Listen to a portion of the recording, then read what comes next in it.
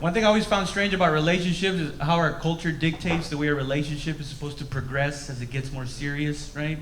And when you first start going out with somebody, you live separately, right? Like she's got her own apartment, you got your own place at your mom's house, right? I mean, the general life, you know. Because I lived with my mom till I was 29.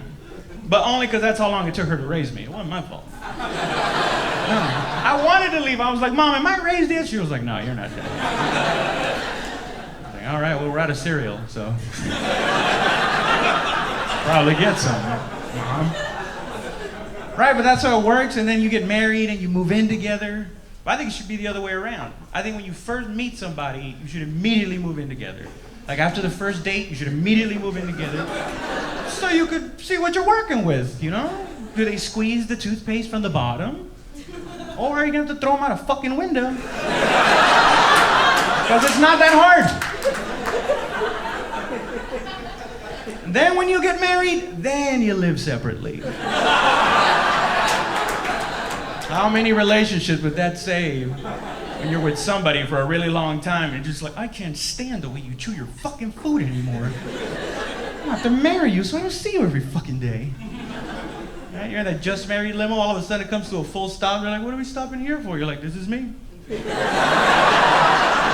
I live now, sweetie. We're married now, remember? Took a nose. Get the fuck out of here.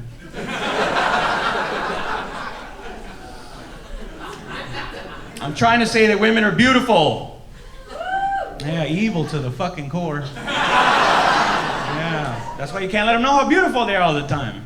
Not all the time. You let a woman know she's beautiful all the time, she'll take advantage of you. That's why every once in a while you gotta go up to her and be like, hey, what's wrong with your eye? What? Oh, never mind. That's just the way it is. All right.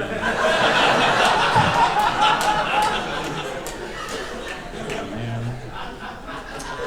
Just moved here to New York, man. I live in Brooklyn. I have 38 roommates. Apparently normal here to live with a platoon of motherfuckers you don't know.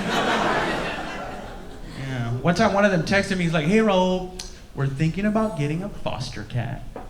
How do you feel about us getting a foster cat? And normally I hate cats, but I don't want to be disrespectful to white culture. You know? It's considered quite an honor among their tribe.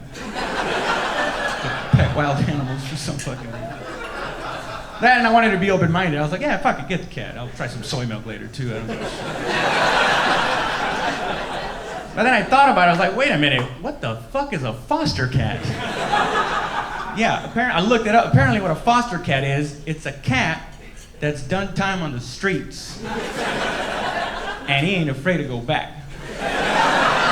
Vicious animal we're talking about, man. But it was too late. I already told the guys they could bring it in. They brought it into the house. The cat sized up all the men. He was like, oh, fuck all you pussies up. Dude, 2 months, we're all walking around with scratches and bites all over us. And here's what I learned living with this thing for 2 months. I learned that I don't have it in me to hit a small animal. But I will kick the shit out of a cat. Yeah. And I know some of you are like, oh my God, animal abuse. Fuck you, you weren't there. I stand by that 35-yard field goal I would have made. If not been for the wall. Sounds harsh, man, but I grew up in a pretty tough neighborhood, man. I grew up in the west side of San Antonio, Texas, man. Crazy motherfuckers there, dude. I love those guys, man, but I gotta tell you, man, can't hang out with those dudes all the time. You know, they're too crazy. I have a friend who did 7 years in prison because he robbed a jewelry store in Midland, Texas. Yeah, and I love the dude to death, man. But I gotta be honest with you, there are some times where I just can't hang out with this motherfucker because every time I go over to his house, he always wanted to play these prison games. No,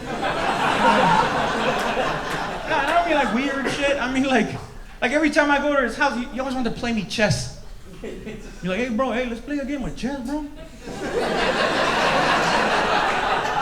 play a game of chess, bro. Like, nah, man, I don't know how to play chess. And I think it's kind of boring, to be honest with you. He's like, oh, man, see, the reason you don't know how to play chess is because chess is a thinking man's game.